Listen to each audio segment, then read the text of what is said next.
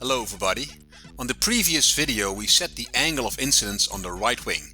Today we're going to do the same on the left one. Before I can attach the wing, we first need to trim the fuel lines. The fuel lines are not cut yet to the correct length, so we need to cut them first before we can insert the wing completely and insert the bolts. The right wing snapped in quite easily, but this time we had a little more problems, so I used the endoscope again to see what's going on. It really gives a good insight on what's happening while you are lifting the wing on one end and inserting the bolt on the other side. So that did the trick, together with a bolt. So what I did earlier also on the other wing is a bolt with a sharp point. That way it kind of makes it easier to insert the bolts. So we did that here.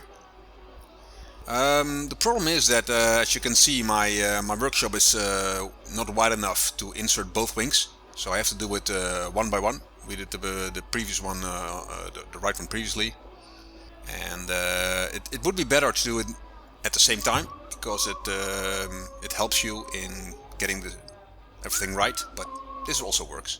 As you can see, we use a laser measure device to measure the sweep of the angle, the sweep angle of the wing,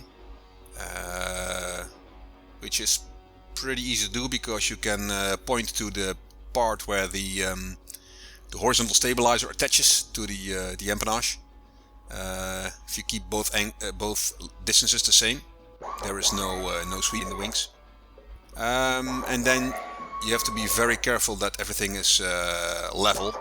So we use a level to check that everything is level. And once that's done, we can drill the hole in the rear spar, and then the angle of incidence is set.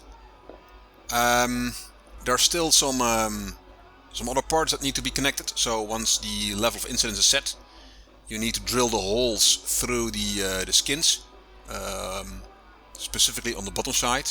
On the top side there is a cover plate that needs to be attached, so we'll do that later.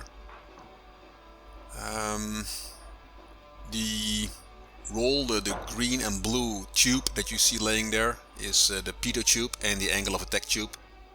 So we didn't insert them in the fuselage. Of course, at the end they will be inserted into the fuselage, but for now we just lay them on the wings. So now we have to drill the holes through the pre-cut holes in the wing through the bottom plate, so the fuselage bottom plate. Again, it's very hard to see because there are only a very narrow space between the fuselage and the wing. So again, we use the endoscope. This really works well. But even with the endoscope, you kind of have to bend the drill a little bit to be able to get into the hole. So it's doable, especially if you have a long drill. As you can see, we use an extra long drill. That works because you can bend it. But with a normal drill, there's no way you could reach there. We do the same from the bottom. So there you can see the plate, the cover plate. It's not bent yet. So now we really have to figure out how the fuel lines and vent lines are going, because nothing can stick out anymore. Of course, while we were inserting the wing, there were still some parts sticking out. But if you want to get the cover plate flush with the wing, there's no way that you can have anything stick out yet. So that's a lot of work, specifically because if you cut it too much from the lines, then it's too short and you have a problem. So you have to be very careful not to cut too much, and also be very careful with that. Now you can see the attach plate can go around. It needs to be bent a little bit because it needs to follow the leading edge of the wing.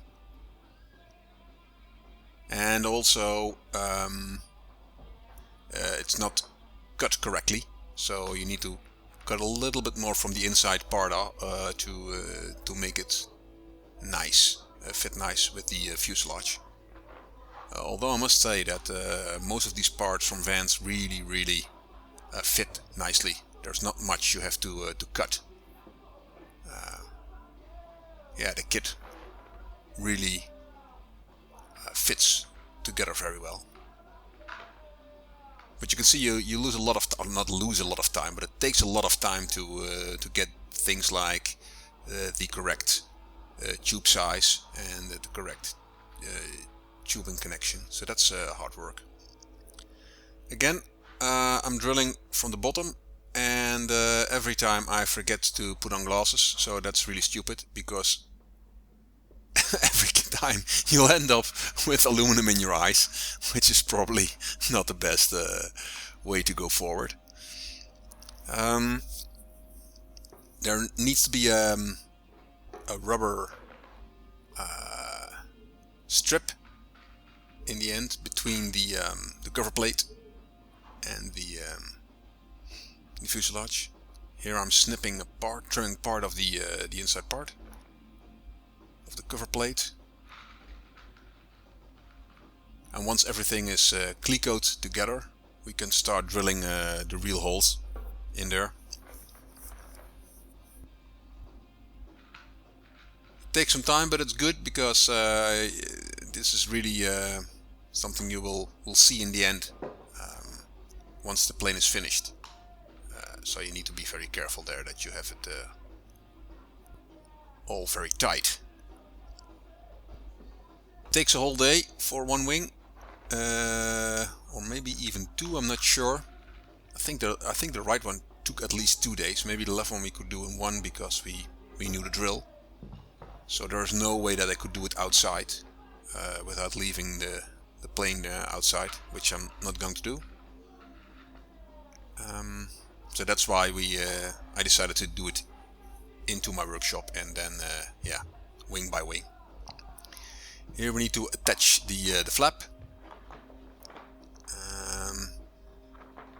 The flap is attached with a piano hinge, and there are 2 ways to do that. You can either insert the pin from the middle, or you can have 2 pins, and I decided to do the latter method because it is easier to get them in and out, and I think that's probably necessary if you need to do maintenance. Okay, continuing building my pie in the sky.